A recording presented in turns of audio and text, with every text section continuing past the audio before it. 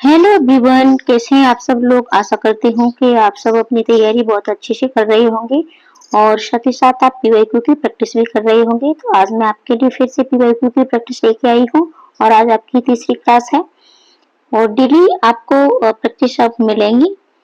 तो पहला प्रश्न है आपका कि पर्यावरण अध्ययन की प्रकृति निम्नलिखित का समर्थन नहीं करती है। यानी पर्यावरण की जो अध्ययन की प्रकृति है यानी नेचर है उसका, वो किसका समर्थन नहीं करता है। बच्चे कम गलतियां करें, बच्चों को करके सीखने का अवसर मिले, बच्चे बहुत से प्रश्न पूछें, बच्चों को खोज करने के लिए पर्याप्त स्थान मिले। ठीक है, यानी समर्थन किसका नहीं करता है। तो राइट आंसर है आपका नंबर 1, बच्चे कम गलतियां करें। ठीक है, यानी ये ये इसका समर्थन नहीं करता है कि बच्चे कम गलतियां करें। ये इसकी प्रकृति कहती है कि बच्चे भरपूर गलतियां करें। ठीक है, क्योंकि गलतियां भी, ठीक है, गलतियां क्या है, अधिगम का एक हिस्सा है। ठीक है, यानी करके जब हम कोई भी बच्चा चीज सीखता है तो वहाँ गलतियां भी होती हैं और जब एक बार कोई भी गलती करके और पुनः हम उसी दूसरी चीज को सीखते हैं तब वो हमारा जो अधिगम होता है वो मतलब उस अधिगम को हम कभी भी नहीं भूलते हैं। ठीक है, फिर उस अधिगम को हम कभी भी नहीं भूलते हैं। और देखो इसकी व्याख्या भी हम देखते हैं। पर्यावरण अध्ययन के लिए बच्चों को स्वतंत्र वातावरण में अधिगम कराया जाना चाहिए। उन्हें शिक्षण भ्रमण भी कराया जाना चाहिए ताकि छात्र प्रकृति को प्रत्यक्ष अनुभव करे, जिससे बच्चे अपने मन में उत्पन्न समस्याओं के समाधान के लिए शिक्षक से प्रश्न पूछ सकें। पर्यावरण अध्ययन बच्चों को करके सीखने यानी प्रयोगात्मक एवं व्यावहारिक पर बल देता है। पर्यावरण अध्ययन इस बात का समर्थन नहीं करता कि बच्चे कम गलतियां करें, बच्चे अपनी गलतियों के द्वारा ही सीखते हैं। ठीक है, तो आपको समझ में आ गया होगा। जहां भी आपको ये गलतियां मिल जाए, ठीक है, मिस्टेक क्या है, मिस्टेक यानी आपके अधिगम का हिस्सा है। सभी लोग गलती करते हैं फिर उसके बाद पुनः सीखते हैं। देखो वीडियो लंबी होगी लेकिन आप अगर पूर्ण पेडागोजी के साथ इस तरीके से समझ के साथ अगर प्रैक्टिस लगाओगे तो फिर आपके कोई भी प्रश्न नहीं छूटेगा। पेडागोजी पर आपकी पकड़ बनेगी और पेडागोजी पर एक बार पकड़ बन जाती है तो 75 नंबर की आपकी पेडागोजी आती है और यहाँ से आपका सीटेट पास होने की पूरी संभावना ही नहीं बल्कि आपके 120 130 प्लस नंबर आने की पूरे चांस रहते हैं। अगला प्रश्न देखेंगे। एक शिक्षिका ने कक्षा 4 के विद्यार्थियों को पढ़ाने के लिए पौधे अंतर वस्तु का चयन किया। उसने सीखने के लिए निम्नलिखित अवसर प्रदान किए। समूह में पत्तियों का संग्रह करना, पत्तियों के आकार, स्वरूप और अन्य विशेषताओं पर चर्चा करना, अपना वनस्पति संग्रहालय बनाना। इस प्रकार की गतिविधियों में शिक्षिका को किस बात के लिए सबसे अधिक प्रोत्साहन नहीं देना चाहिए। अब देखो उसने बच्चे से क्या क्या कहा है। उसने कहा है कि मतलब समूहों में पहले तो बच्चों को बांटा है, फिर समूहों में पत्तियों का संग्रह करना। ठीक है, समूहों में पत्तियों का संग्रह करना है, पत्तियों के आकार, स्वरूप और अन्य विशेषताओं पर चर्चा करना, यानी किस पत्ती का किस तरीके का आकार होता है, उसका स्वरूप क्या होता है, उसकी क्या क्या विशेषताएं होती हैं और अपना वनस्पति संग्रहालय बनाना। ठीक है, ये सारी चीजें वो बच्चों से करवा रही है। अब बच्चों को उसको सबसे अधिक प्रोत्साहन किस चीज का नहीं देना है। जितनी अधिक पत्तियों के बारे में संभव हो उतना उनके नाम याद करने में बच्चों की पहल, बच्चों के द्वारा कार्य का विस्तार, बच्चों का निरंतर गतिविधि में लगे रहना, बच्चों की परस्पर क्रिया, अवलोकन और सहयोग। तो देखो सबसे पहला है कि बच्चे को ज्यादा से ज्यादा पत्ती इकट्ठा करना जितना संभव हो, ऐसा नहीं करवाना है आपको। और नाम याद, देखो जहां भी बात रटने की हो जाए, याद करने की हो जाए, ठीक है, वो आपका निगेटिव पॉइंट होता है। तो बस आपको यही समझ लेना है, यही आपका गलत हो गया क्योंकि आपका यहाँ निगेटिव पॉइंट है। ठीक है, तो राइट आंसर आपका क्या होगा, नंबर ए। व्याख्या देखते हैं।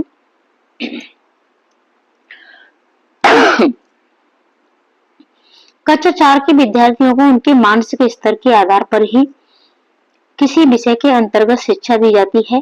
पौधों के भागों का अध्ययन कराते समय बच्चों को एक सीमित संख्या में अलग अलग पौधों की पत्तियों को इकट्ठा करवाना चाहिए तथा उनका नाम याद कराना चाहिए, क्योंकि अधिक संख्या होने के कारण कक्षा 4 का विद्यार्थी पत्तियों के नाम याद करने में सक्षम नहीं होगा। ठीक है, यानी ज्यादा से ज्यादा पत्तियां हो जाएंगी।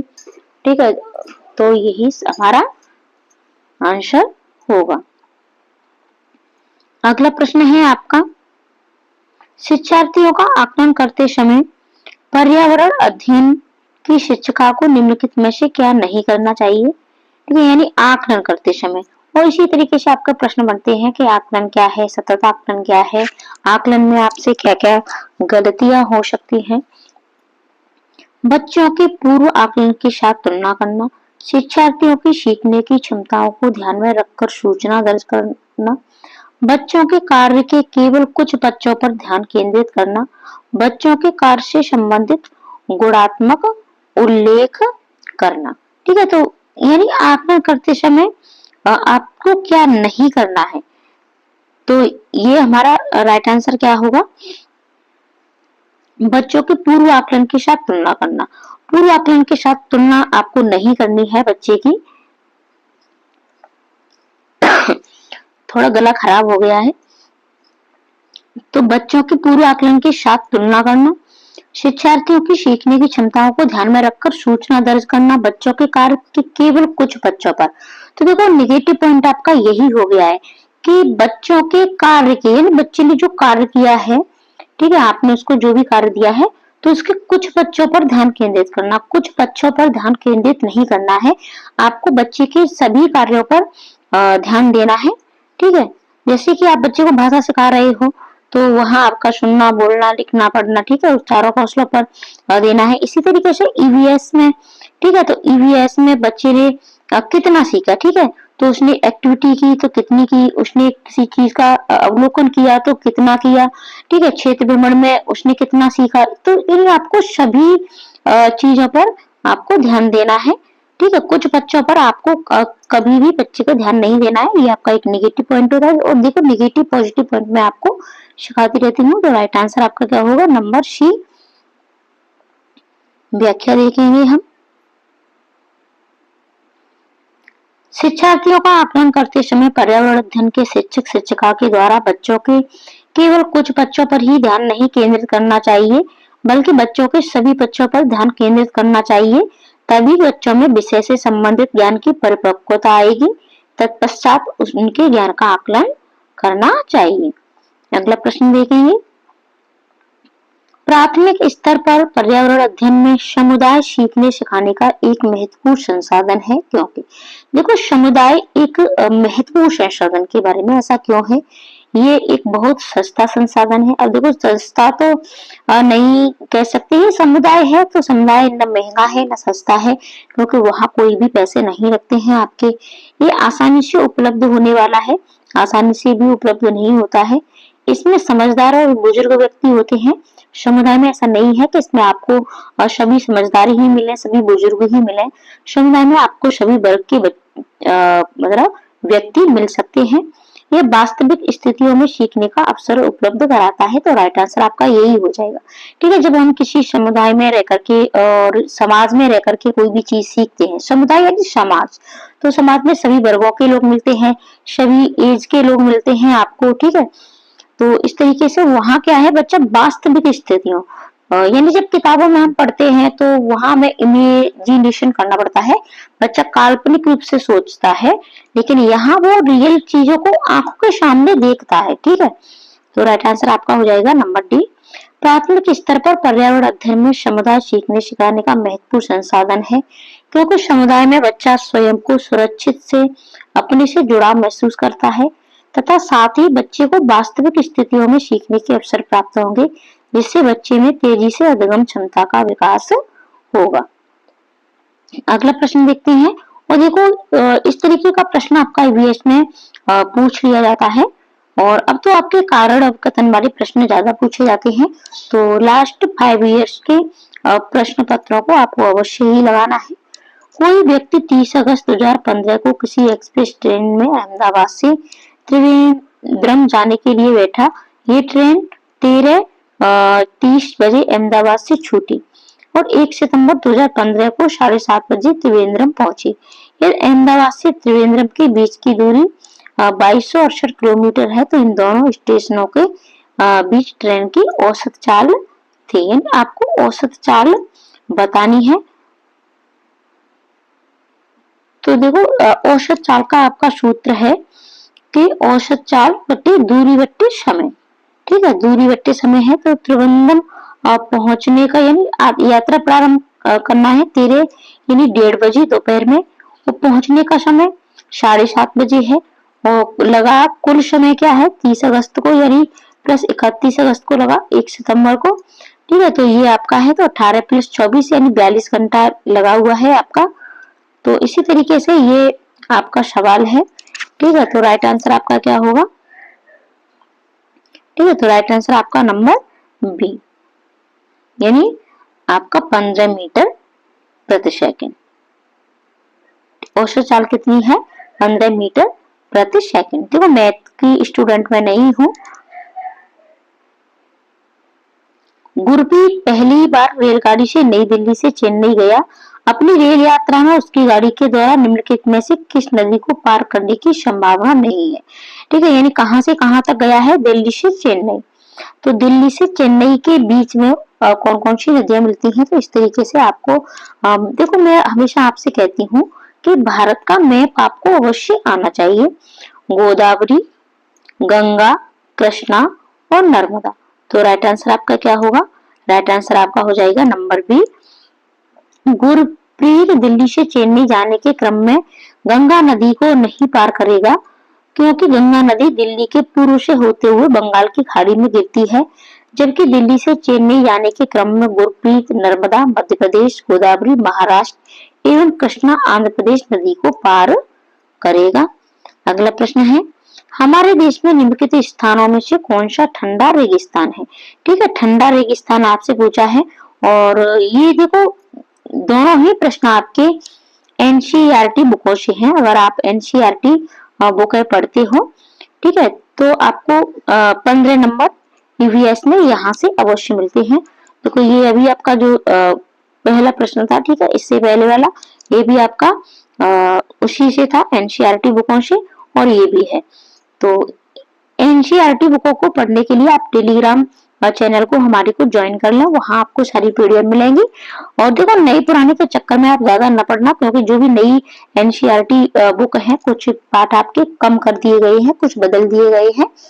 ठीक है, तो वो आपके अगली जो आगामी जो सीटेट होगा, अगला जो आपका सीटेट होगा वहां आपकी काम करेंगी। अभी आपको जो पुरानी एनसीईआरटी है वही पढ़नी है।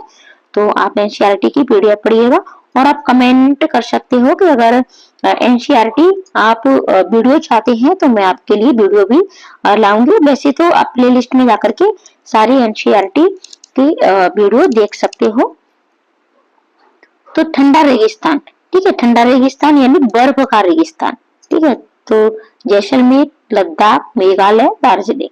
तो राइट आंसर आपका क्या होगा? राइट आंसर आपका हो जाएगा नंबर बी, लद्दाख। ठीक है, भारत में लद्दाख, यहाँ कहाँ की बात हो रही है? हमारे देश की। हमारे देश यानी भारत। तो भारत की बात हो रही है, तो राइट आंसर लद्दाख। अगला प्रश्न है, कक्षा 5 की पर्यावरण अध्ययन की पाठ्य पुस्तक का एक पाठ उसी से ठंडा उसी से गर्म डॉक्टर जाकिर हुसैन द्वारा लिखी गई एक कहानी है। उन्होंने बच्चों के लिए ऐसी कई कहानियां लिखी हैं। अपनी मृत्यु के समय भी क्या थे? मुख्य न्यायाधीश थे भारत के उपराष्ट्रपति थे, प्रधानमंत्री थे, तो भारत के राष्ट्रपति थे। तो राइट आंसर आपका क्या होगा? नंबर सी यानी डॉक्टर जाकिर हुसैन भारत के तीसरे राष्ट्रपति थे। इनका कार्यकाल 1967 से 1969 तक रहा। राष्ट्रपति पद पर रहने के दौरान ही 3 मई 1969 को उनकी मृत्यु हुई। उन्होंने पर्यावरण के क्षेत्र में उसी से ठंडा उसी से गर्म नामक पुस्तक लिखी। खाद्य संरक्षण के लिए निम्नलिखित में से कौन सा जोड़ा ठीक नहीं है? आलू चिप्स, सेब जैम, दूध पनीर, कच्चा आम अचार। अब देखो खाद्य संरक्षण के लिए कौन सा जोड़ा ठीक नहीं है? तो हम खाद्य संरक्षण यानी जो आलू होते हैं, तो आलू के हम चिप्स बना करके इनका संरक्षण कर सकते हैं, रख सकते हैं कहीं महीनों के लिए। और सेब को हम जैम बना करके रख सकते हैं। कच्चे आम का हम अचार बना करके रख सकते हैं, लेकिन दूध का पनीर बना करके हम इसे लंबे समय तक नहीं रख सकते हैं। तो राइट आंसर आपका क्या होगा? राइट आंसर आपका हो जाएगा नंबर बी। अगला प्रश्न देखेंगे, घरों के नीचे दी गई विशिष्टताओं पर विचार कीजिए। निचली मंजिल में कोई खिड़की नहीं, पेड़ के तनों की लकड़ी बनी ढालू छतें, पत्थर के खम्भों पर जमीन से लगभग 10-12 फुट ऊंचाई पर बने घर, पत्थर गारा और चूने से बनी मोटी दीवारें, लकड़ी के फर्श। लेह और लद्दाख के घरों में ऊपर दी गई कौन सी विशेषताएं पाई जाती हैं? और ये भी आपके एनसीईआरटी बुकों से ही प्रश्न है, तो आपको एक एक लाइन पता होना चाहिए कि क्या पत्थर के खम्भों पर जमीन से 10-12 फुट ऊंचाई पर घर यहाँ आपके बनते हैं। ठीक है, तो इस तरीके से तो देखो पत्थर के खम्भों पर आपके बांस के खम्भों पर आपके असम में घर बनाए जाते हैं, तो ये आपका गलत हो गया। लद्दाख में इस तरीके के घर नहीं बनाए जाते हैं। पत्थर गारा और चूने से बनी मोटी दीवारें, तो पत्थर गारा और चूने से भी आपकी लेह लद्दाख में घर नहीं बनाए जाते हैं।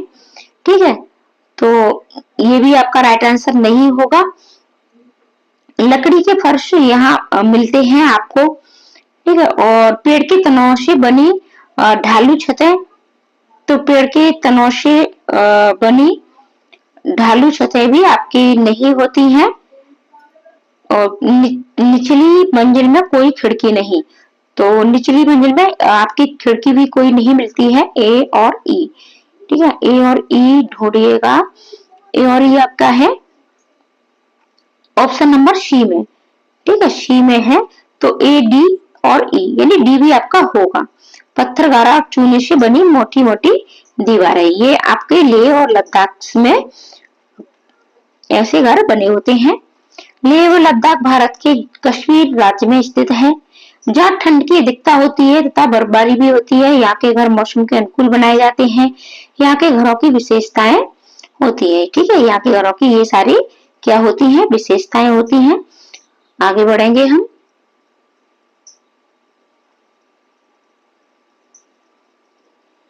निम्नलिखित का अध्ययन कीजिए। कौवा पेड़ की ऊंची डाल पर अपना घोंसला बनाता है। इस घोंसले को बनाने में कई प्रकार की चीजें, यहाँ तक कि लकड़ी की शाखाएं, लोहे के तार भी होते हैं। एक चालाक पक्षी भी है जो अपना घोंसला नहीं बनाता और कौवे के घोंसले में अंडे देता है। बेचारा कौवा अपने अंडों के साथ इन अंडों को भी सेता है। तो कौवा अपने अंडों के साथ और किस पक्षी के अंडों को सेता है? तो राइट आंसर है आपका कोयल, यानी कोयल है वो अपने अंडों को कभी नहीं सेती है। प्रश्न आपका यहाँ से इस तरीके से भी पूछ लिया जा सकता है कि ऐसा कौन सा पक्षी है जो अपने अंडों को नहीं सेता है, तभी आपका राइट आंसर होगा कोयल। अगला प्रश्न है, निम्नलिखित में से कौन बीज नहीं है? आपसे एक पूछा जा रहा है कि बीज नहीं है। गेहूं, साबूदाना, काली मिर्च, सौंफ। तो राइट आंसर है आपका नंबर सी, साबूदाना। देखो गेहूं आपका बीज है, गेहूं की खेती होती है और बीज मिलता है आपका। काली मिर्च है, सौंफ है, ये सभी बीज होते हैं। लेकिन साबूदाना ये लकड़ी के डंठल से फिर इसको बनाया जाता है। ठीक है, इसको बाद में बनाया जाता है, साइनस नामक पौधे के तने से प्राप्त मंड से बनाया जाता है। ठीक है, ये लकड़ी से बनाया जाता है। अगला प्रश्न है आपका, रिहाना अपने परिवार के साथ केरल जाती है।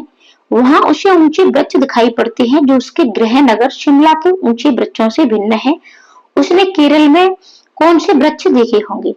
ठीक है, तो केरल जाती है, वहां से ऊंचे वृक्ष दिखाई देते हैं जो उसके शिमला में नहीं पाए जाते। नारियल, सेब, लीची, चीड़। तो राइट आंसर आपका हो जाएगा नारियल, क्योंकि ऊंचे ऊंचे पेड़ किसके होते हैं? नारियल के होते हैं।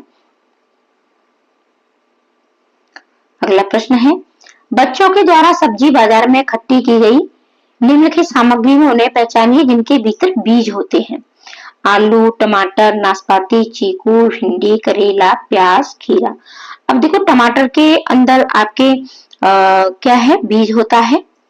ठीक है, टमाटर के अंदर होता है आपका बीज, नाशपाती के अंदर भी बीज होता है आपका, भिंडी के अंदर भी होता है, चीकू के अंदर भी होता है आपका, और करेला के अंदर भी होता है, और खीरा के अंदर भी होता है। दो चीज नहीं है जिसके अंदर नहीं होता है। प्याज के अंदर कोई बीज नहीं होता है और आलू के अंदर भी कोई भी बीज नहीं होता है। तो दो चीज आप हटा दीजिएगा, दो ये आपकी किस में नहीं है, किस वाले ऑप्शन में। तो यहाँ आपका टमाटर, नाशपाती और चीकू, लेकिन करेला भी है। तो टमाटर, नाशपाती, चीकू, भिंडी, करेला, खीरा। तो राइट आंसर आपका हो जाएगा नंबर सी। अगला प्रश्न है, नीता आंध्र प्रदेश जाती है और दो साड़ियां खरीदती है जो खास तौर पर वही बनाई जाती हैं, वे क्या कहलाती हैं? यानी आंध्र प्रदेश में जो साड़ियां बनाई जाती हैं वो क्या कहलाई जाती हैं? पोचमपल्ली और कलमकारी, पोचमपल्ली कांजीवरम, कलमकारी चंदेरी, कलमकारी और कथा। तो राइट आंसर है आपका पोचमपल्ली, और पोचमपल्ली से प्रश्न आपका बहुत पूछा जाता है। तो राइट आंसर है आपका नंबर ए। अगला प्रश्न है, निम्नलिखित में से कौन सी बीमारी रुके या इकट्ठा हुए पानी से हो सकती है? मलेरिया, पोलियो, चेचक, निमोनिया। ठीक है, तो ये सारी जो पोलियो है, चेचक है, निमोनिया है, ये सारी आपकी विषाणु जनित, ठीक है, वायरस से होने वाली बीमारियां हैं। ये आपकी सभी वायरस से होती हैं।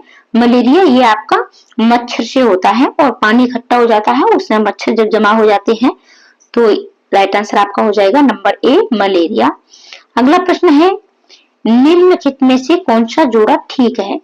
असम, बिहू, तमिलनाडु, लावड़ी, ओडिशा, भरतनाट्यम, कर्नाटक, कथक। ठीक है, यानी कौन सा नृत्य किस राज्य में किया जाता है? तो राइट आंसर है आपका नंबर ए, असम, बिहू। यानी बिहू है वो कहाँ का लोक नृत्य है? असम का है। और भरतनाट्यम आपका तमिलनाडु का है, लावड़ी पुणे का है और कथक उत्तर भारत का नृत्य है। ठीक है, और ओडिशा का शास्त्रीय नृत्य ओरछी तथा कर्नाटक का शास्त्रीय नृत्य यक्षगान है। तो ये सारी चीज भी आप याद कर लेना, नृत्यों से भी प्रश्न आपके पूछे जाते हैं। एस्किमो अपने घर इग्लू का निर्माण बर्फ से करते हैं, इसका क्या कारण है? बर्फ ठंडी हवा पानी को अंदर नहीं आने देता। बर्फ की दीवारों के बीच मौजूदा हवा अंदर की गर्मी को बाहर जाने से रोकती है। बर्फ मुफ्त में मिलती है, अन्य सामग्री की कीमत अधिक होगी। ध्रुवीय क्षेत्रों में केवल बर्फ ही उपलब्ध है। तो राइट आंसर आपका नंबर बी, कि बर्फ की जो दीवार है, ठीक है, तो वो मौजूदा जो हवा होती है उसको अंदर की गर्मी को बाहर जाने से रोकती है। ठीक है, अगला प्रश्न है, निम्नलिखित में से कौन सी विशेषता बरगद के पेड़ की जड़ों की नहीं है? जड़ें शाखाओं से नीचे लटकती हैं। हाँ, लटकती हैं, आपने देखा भी होगा। इसमें जमीन के भीतर जड़ें होती हैं, जमीन के भीतर भी जड़ होती हैं। जड़ें भोजन का भंडारण करती हैं। जड़ें खम्भों की तरह पेड़ को सहायता प्रदान करती हैं। ठीक है, तो भोजन का भंडार नहीं करती हैं, तो ये गलत है और ये भी आपका सही है। तो आपसे नहीं पूछा है, तो राइट आंसर आपका हो जाएगा नंबर सी। अगला प्रश्न देखेंगे, एक नवनियुक्त पर्यावरण अध्ययन के शिक्षक के रूप में पढ़ाने से पहले आपकी सबसे पहली प्राथमिकता होगी कक्षा में धीमी गति से सीखने वाले शिक्षार्थियों की पहचान करना, शिक्षार्थियों के लिए पाठानुसार विस्तृत नोट्स तैयार करना, शिक्षार्थियों का समाज सांस्कृतिक प्रोफाइल विवरण तैयार करना, पहले से पाठ योजना तैयार करना। तो देखो, अगर आप नए नए टीचर बने हैं तब आपका महत्वपूर्ण कार्य क्या होगा, यानी प्राथमिकता क्या होगी? प्राथमिकता आपकी होनी चाहिए कि बच्चे का जो परिवेश क्या है, उसकी संस्कृति क्या है, उसका समाज क्या है, उसका विवरण तैयार करना। यानी शिक्षक के रूप में किसी व्यक्ति की पहली प्राथमिकता ये होनी चाहिए कि कक्षा में जो अलग अलग सांस्कृतिक तथा सामाजिक क्षेत्र के बच्चों की पहचान की जाए, तत्पश्चात उन्हें उन्हीं के अनुकूल शिक्षा दी जानी चाहिए ताकि बच्चों के अधगम में किसी प्रकार का अवरोध उत्पन्न ना हो। आगे बढ़ेंगे, कविताएं और कहानियां पर्यावरण अध्ययन की अंतर्वस्तु को पढ़ाने में प्रभावशाली है। ऐसा इसलिए है क्योंकि कविताएं और कहानियां बच्चों के परिवेश का समृद्ध चित्रण कर सकती हैं, संदर्भित अधगम परिवेश प्रदान कर सकती हैं, विभिन्न अमूर्त अवधारणाओं की प्रभावशाली तरीके से व्याख्या कर सकती हैं, सृजनात्मकता एवं सौंदर्य बोध का पोषण कर सकती हैं।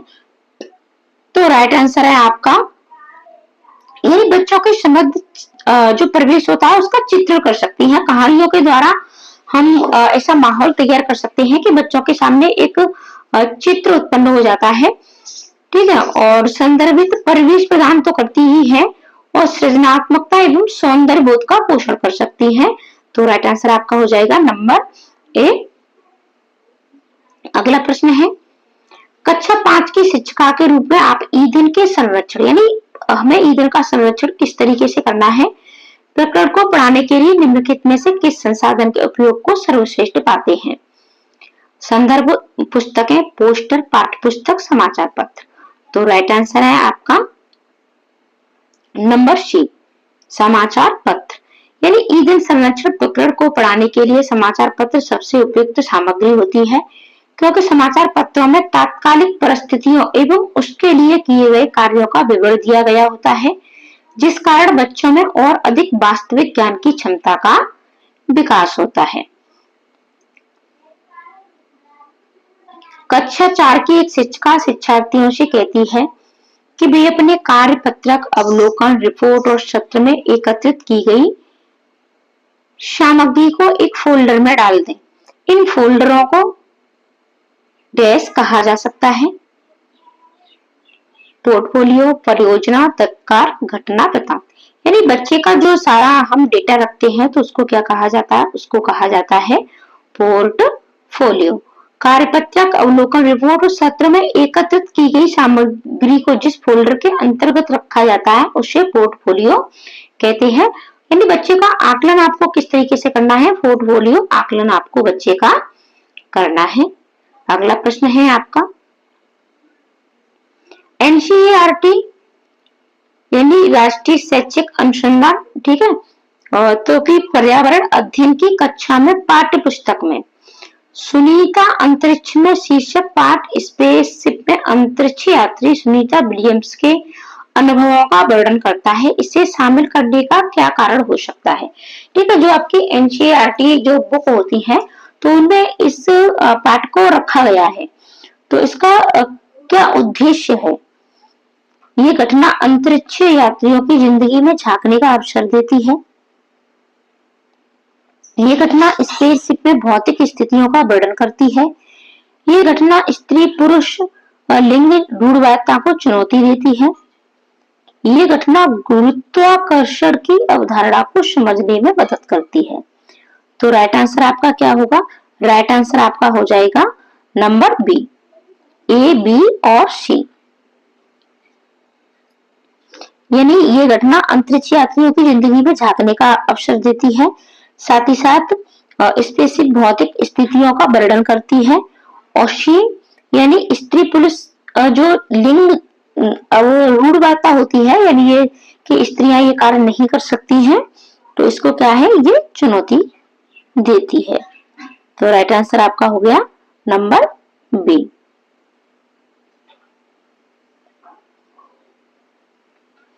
अगला प्रश्न है, पर्यावरण अध्ययन की एक शिक्षिका निम्नलिखित कारणों में से अपनी कक्षा का प्रारंभ कुछ मुख्य प्रश्न पूछते हुए करती है। सबसे कम प्राथमिकता वाला कारण कौन सा है, उसे चुनिए। शिक्षार्थियों का चिंतन उद्दीपित किया जा सकता है। प्रश्न शिक्षार्थियों में उत्सुकता जगाते हैं। प्रश्न प्रकरण को संदर्भपरक बनाने में मदद करते हैं। शिक्षार्थियों का चिंतन सीमित किया जा सकता है। तो पर्यावरण अध्ययन की शिक्षिका क्या करती है कि निम्नलिखित कारणों में से कक्षा का प्रारंभ मुख्य प्रश्न पूछते हुए करती है। कौन सा प्रश्न वो पूछ सकती है? तो सबसे कम प्राथमिकता वाला, ठीक है। सबसे कम कौन सा होगा? तो राइट आंसर है आपका नंबर डी, शिक्षार्थियों का चिंतन सीमित किया जा सकता है। तो शिक्षार्थियों का चिंतन सीमित नहीं किया जा सकता है। छात्र हैं वो कुछ भी सोच सकते हैं, ठीक है, कुछ भी आपसे प्रश्न पूछ सकते हैं, कुछ भी सोच सकते हैं। अगला प्रश्न है, किसी क्रियाकलाप के लिए समूह बनाते हुए सामाजिक अध्ययन के शिक्षक को चाहिए कि वह सुनिश्चित करे कि लड़के लड़कियों के समूह अलग अलग हों, उनके अंकों के अनुसार समूह बनाए, केवल 2 समूह बनाए और प्रत्येक में बहुत से विद्यार्थी हों, सभी प्रतिभागियों को सहभागिता और सहयोग सुनिश्चित करें। तो क्रियाकलाप कराने के लिए क्या सबसे जरूरी है? तो देखो, ये नहीं करना है आपको, कोई लड़के लड़कियों के अलग अलग समूह आपको नहीं बनाने हैं, ठीक है। अंकों के अनुसार भी समूह आपको नहीं बनाना है और केवल 2 समूह नहीं बनाने हैं। तो राइट आंसर आपका हो जाएगा नंबर डी, यानी आपको बच्चों की सहभागिता और सहयोग दोनों को निश्चित करना है। क्रियाकलाप के लिए समूह बनाते समय शिक्षक को चाहिए कि सभी प्रतिभागी आपस में मिलकर सहभागिता निभाएं और आपस में सहयोग करें। प्राथमिक स्तर पर पर्यावरण अध्ययन की पाठ्य पुस्तक में निम्नलिखित में से कौन सी विशेषता नहीं होनी चाहिए? ठीक है, ये एक विशेषता आपकी पाठ्य पुस्तकों में नहीं होनी चाहिए। तो ऐसी कौन सी है? ये शिक्षार्थियों की वैविध्यपूर्ण पृष्ठभूमि की जरूरतों को पूरा करती है। ये वास्तविक कहानियों और घटनाओं को शामिल करती है। ये परिभाषाओं और मूर्त अवधारणाओं की व्याख्या करने पर ध्यान केंद्रित करती है। ये प्राकृतिक और समाज सांस्कृतिक परिवेश को एकीकृत तरीके से प्रस्तुत करती है। तो देखो, वैविध्यपूर्ण पृष्ठभूमि की जरूरतों को पूरा करती है, तो राइट आंसर आपका ये भी नहीं होगा क्योंकि आपसे नेगेटिव पूछा है। कहानी और घटनाओं को शामिल करना चाहिए, ठीक है, तो ये भी नहीं होगा क्योंकि नेगेटिव पूछा है। और प्राकृतिक समाज सांस्कृतिक परिवेश को एकीकृत, ठीक है, एकीकृत रूप से आपको बच्चे को पढ़ाना है, तो ये भी नहीं होगा। राइट आंसर आपका हो जाएगा नंबर सी, क्योंकि देखो बच्चा छोटा होता है और इतना अमूर्त चिंतन नहीं कर सकता है, अमूर्त अवधारणाओं को नहीं समझ सकता है। अगला प्रश्न होगा, पर्यावरण अध्ययन शिक्षण के संदर्भ में राष्ट्रीय पाठ्यचर्या रूपरेखा एनसीएफ 2005 निम्नलिखित में से किसे प्रस्तावित नहीं करती है? देखो, एनसीएफ 2005, इसके साथ आरटीई एक्ट 2009 और इसके साथ ही आपकी एनईपी 2020, इन तीनों को आपको बहुत अच्छे से पढ़ लेना है क्योंकि आपके प्रश्न यहाँ से अवश्य ही पूछते हैं। और आपकी ईवीएस हो, चाहे सीडीपी हो, चाहे आपकी भाषा हो, चाहे आपका मैथ हो, सभी में इन टॉपिकों से प्रश्न आपके बनते हैं। तो राइट आंसर आपका क्या होगा? बच्चों के अनुभवों और संदर्भों को जोड़ना, हस्तपरक क्रियाकलाप, तकनीकी शब्दावली से परिचित कराना, विषयानुसार उपागम। तो आपसे निगेटिव पूछा है नहीं, तो बच्चों को अनुभव और संदर्भों से आपको अवश्य जोड़ना है, और यानी एक्टिविटी आपको अवश्य करानी है बच्चों से, और विषयानुसार उपागम भी देने हैं। तो राइट आंसर आपका हो जाएगा तकनीकी शब्दावली से परिचित कराना। अगला प्रश्न है, प्राथमिक स्तर के शिक्षार्थियों में मानचित्र बनाने और समझने के लिए निम्नलिखित में से किन कौशल या कौशलों का विकास की आवश्यकता है? मानचित्र बनाने के लिए स्थानों की सापेक्ष स्थिति की समझ, स्थानों की सापेक्ष दूरी और दिशाओं की समझ, प्रतीक और स्केल पैमाने की समझ, स्केल पैमाने के अनुसार स्पष्ट ड्राइंग बनाना। तो राइट आंसर आपका क्या होगा? राइट आंसर आपका हो जाएगा option number B, A B C, यानी बच्चे को स्थानों की स्थिति की समझ होनी चाहिए, ठीक है, दूरी और दिशाओं की भी समझ होनी चाहिए, स्केल और पैमाने की भी समझ अवश्य होनी चाहिए। तो राइट आंसर आपका हो जाएगा ऑप्शन नंबर बी। अगला प्रश्न देखते हैं, और ये आपका आज का ईवीएस का लास्ट प्रश्न है। प्राथमिक कक्षाओं में पर्यावरण अध्ययन पढ़ाने के लिए निम्नलिखित में से कौन सा उद्देश्य संबंधित नहीं है? यहाँ भी आपसे नहीं पूछा है। विज्ञान के आधारभूत प्रत्ययों सिद्धांतों को रटकर याद कर लेना, पर्यावरण को खोजने के अवसर प्रदान करना, ठीक है, पर्यावरण है ये, अवलोकन, मापन, भविष्य कथन और वर्गीकरण जैसे कौशलों का विकास करना, भौतिक और सामाजिक परिवेश के प्रति संवेदनशीलता विकसित करना। तो राइट आंसर आपका क्या होगा? नंबर ए, कि जो भी आधारभूत प्रत्यय हैं, सिद्धांत है, उनको रटना नहीं है। रटना आपको बच्चे को कहीं भी किसी भी विषय में, ठीक है, आपको बच्चे को रटाना नहीं है। तो राइट आंसर आपका हो जाएगा नंबर ए। तो ऐसे ही प्रैक्टिस क्लास देखने के लिए चैनल को सब्सक्राइब करें, डेली आपको प्रैक्टिस मिलती रहेगी, और साथ ही साथ आपको सीटेट की ट्रिक और टिप्स पर भी मिल रही है, और जल्द ही हम आपकी क्लासें भी शुरू करने वाली हैं। और आप हमारे सेकंड चैनल को अवश्य सब्सक्राइब करें, क्योंकि वहां आपको 10 तारीख से 10 अक्टूबर से आपकी क्लासें शुरू हो जाएंगी। लिंक मैं डिस्क्रिप्शन में डाल दूंगी चैनल की। तो आज के लिए इतना ही, धन्यवाद।